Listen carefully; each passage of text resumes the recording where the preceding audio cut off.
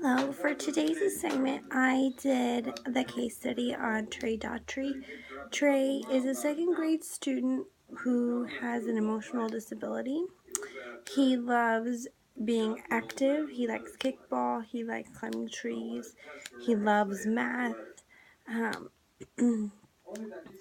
When I looked over the IEP, I noticed there were several components that were missing, and so there were several areas of priority. When I did the way that I did the evaluation is I first read through the questions on the tool, and then I looked through the IEP at the different areas, and then I went through each question and looked at each specific area of the IEP in regards to that question on the tool. That way I didn't miss anything.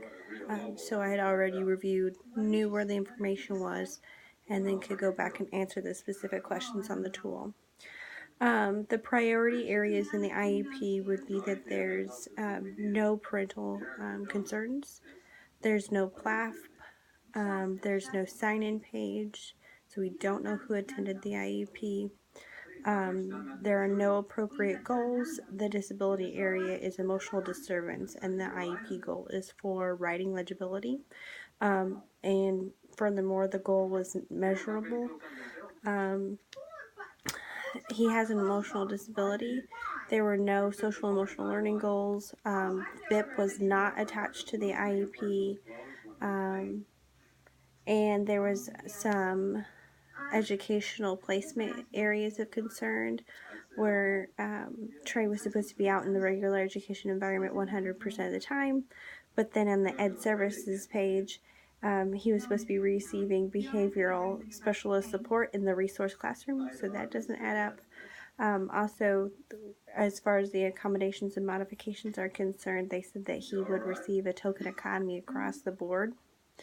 What that token economy entails, we have no idea because there's nothing really listed in the IEP about Trey or Trey's strengths. The IEP goals are not written about his strengths. It's just like a goal that was plucked out of thin air.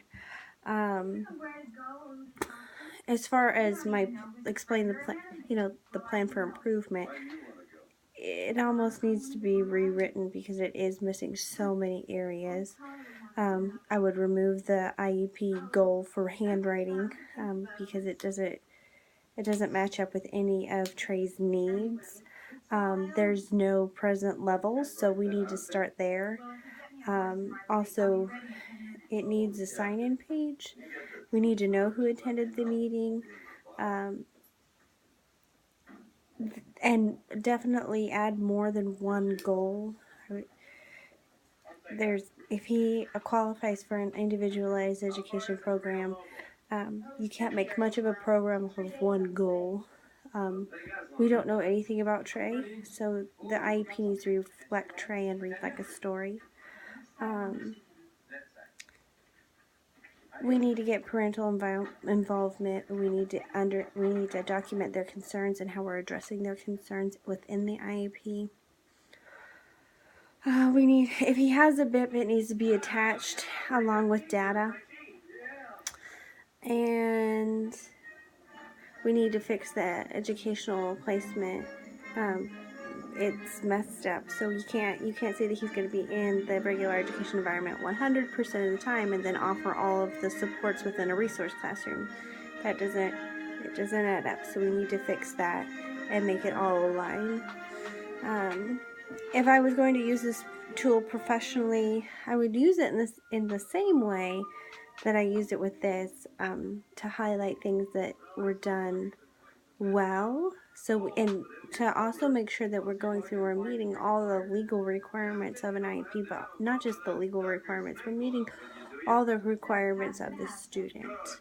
Making sure that when we do an IEP, we reflect upon what a student's needs are, and that we're thinking critically when we write the IEP, that it's not just going through the motions and like, I'm just going to pick out a goal, like a writing goal for a kid that really just has a disability area or an emotional disturbance. I mean, that it didn't make any sense. Our IEPs need to make sense, and they need to be useful tools. So that's how I would use this tool professionally. Thank you.